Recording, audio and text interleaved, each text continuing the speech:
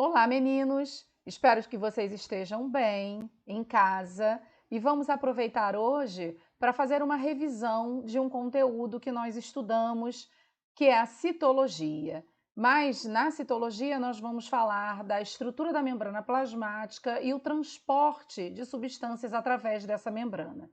Para isso, a gente precisa relembrar como é a membrana plasmática ou membrana celular. Ela é uma membrana denominada lipoproteica ou fosfolipoproteica. Por quê? Porque possui duas camadas ou uma bicamada de fosfolipídios. Aqui nós temos os fosfolipídios. Esses fosfolipídios, eles se deslocam continuamente, mas sem perder o contato, mas eles têm uma movimentação nessa membrana. E entre esses fosfolipídios, a gente tem representado aqui em amarelo as moléculas de proteínas. Essa disposição, esse desenho formado, né, essa estrutura como um esquema que é formado, ele foi denominado por dois cientistas, Singer e Nicholson, por mosaico fluido. Fluido por conta dessa fluidez, dessa mudança desses compostos, né, dessas estruturas, e mosaico por conta dessa disposição, desse desenho formado. Esse é um modelo que é aceito até os dias atuais. Então, se a gente parar para prestar atenção aqui na imagem, a gente vai verificar aqui a célula animal, e se a gente der o zoom nessa membrana celular, nós vamos identificar essa estrutura composta pelos fosfolipídios e pelas moléculas de proteína. Aqui nós temos essa imagem do fosfolipídio ampliada. O fosfolipídio ele é formado por dois grupos, um grupo fosfato e os lipídios propriamente ditos, né? O grupo fosfato é a parte polar desse composto e os lipídios são a parte apolar. A parte polar ela é hidrofílica, ou seja, tem afinidade pela água.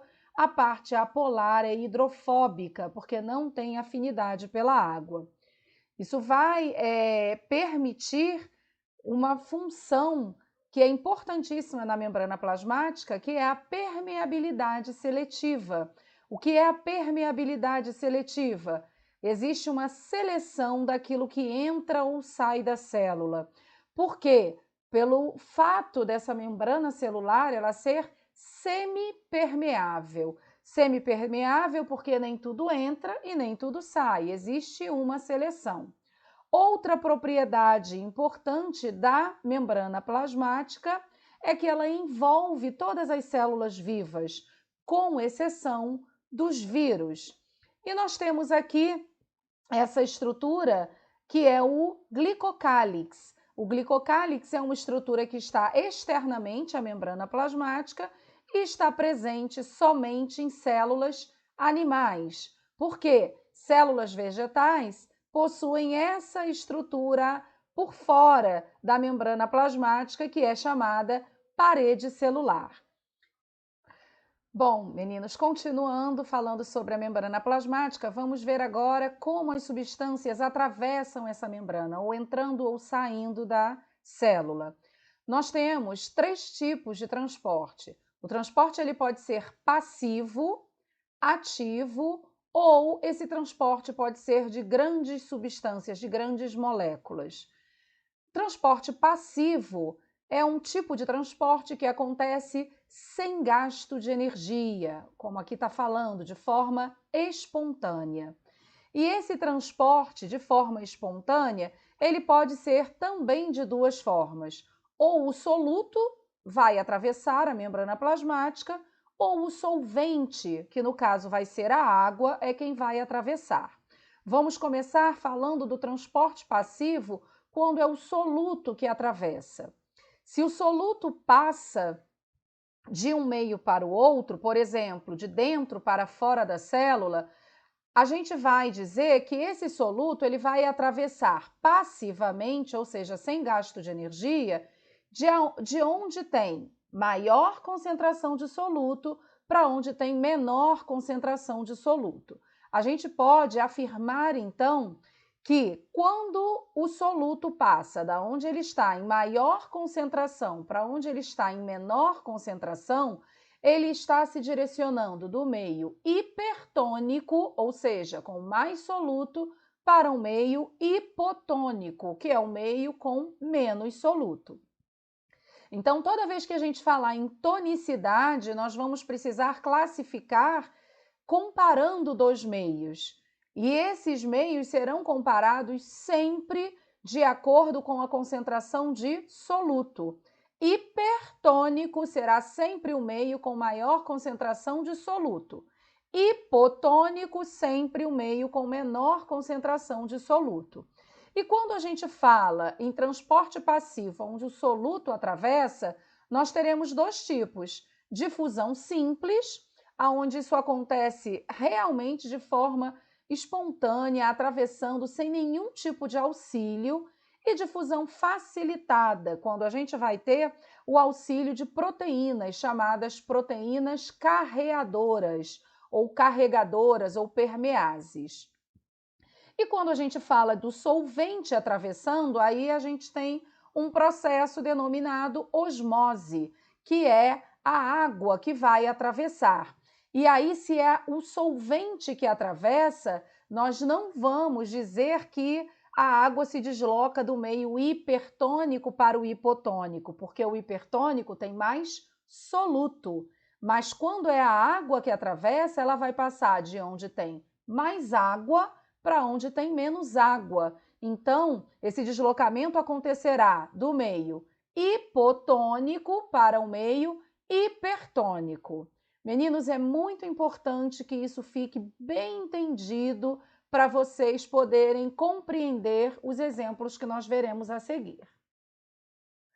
Bom, vamos então observar como esses processos de transporte através da membrana acontecem através dessas animações que estão aqui na tela.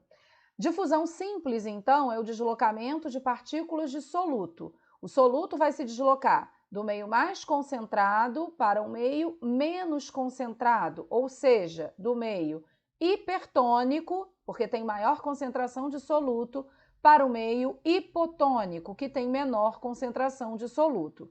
A gente diz que isso acontece a favor do gradiente de concentração, justamente porque não tem nenhum tipo de gasto energético. E vai acontecer até que momento? Até que se atinja um equilíbrio. Aqui a gente tem a demonstração capilar sanguíneo e os tecidos do corpo. E aí está mostrando exatamente o quê? Gás carbônico que está vindo do nosso corpo por conta de ter sido recolhido através do processo de respiração celular. Esse gás carbônico foi recolhido das nossas células e precisa ser eliminado do corpo. E o gás oxigênio faz o sentido inverso, chegou aos nossos pulmões, chegou nos alvéolos pulmonares e esse gás oxigênio ele vai precisar sair do nosso sangue e entrar nos tecidos. Para quê? Para serem distribuídos por todas as células, para que o processo de respiração celular aconteça. E é exatamente isso que está mostrando aqui. Gás carbônico saindo das células, do tecido e indo para o capilar sanguíneo, e o gás oxigênio saindo do capilar sanguíneo e indo para as células. Por que que isso vai acontecer? Porque quando eu faço a comparação, eu vou verificar que eu tenho maior concentração de gás carbônico no tecido e menor concentração no capilar. Então, o gás carbônico ele se desloca do meio hipertônico para o meio hipotônico, com maior concentração para o meio com menor concentração.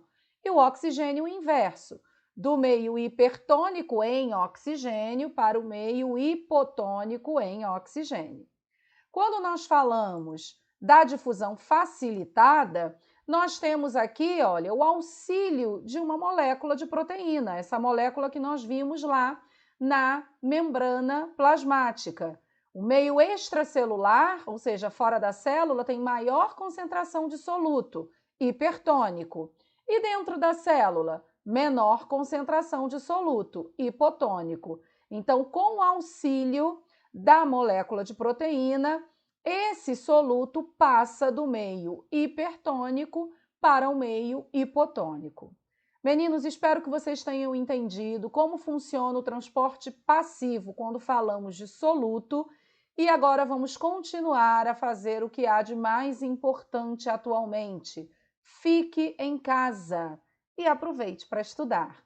Abraços!